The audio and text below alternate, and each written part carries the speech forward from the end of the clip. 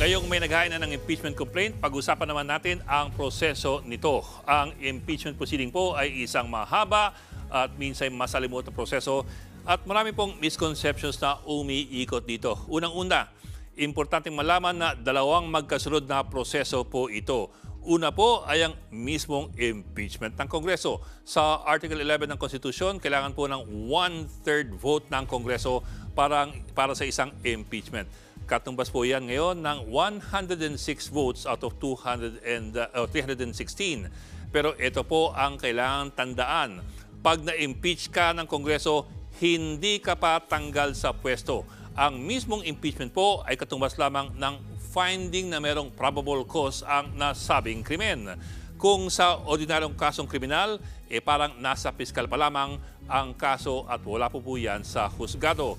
Parang sinabi ng piskal na merong batayan ang kaso pero kailangan pa itong dumaan sa korte. Ngayon, kung makuha ang 1/3 vote ng Kongreso, dyan pa lamang bubuuin ang Articles of Impeachment.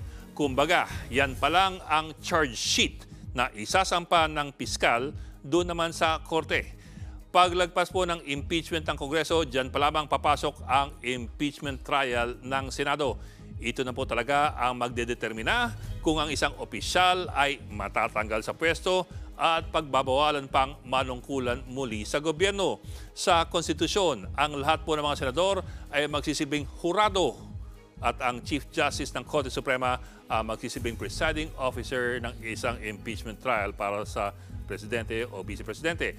Ang kailangan para sa conviction ng isang akusado ay 2/3 ng Senado. Meron po tayong 23 senators ngayon, kahit kailangan po ng minimum na 16 votes para po sa anumang convictions. Mga kapatid, Ed Lingaw po, maging maalam at may pakialam sa mga napapanahong balita sa ating bansa. Para sa mas malalimang pagtalakay at paghimay sa mga issue at headlines, tumutok lamang at pag-subscribe sa social media pages ng News 5.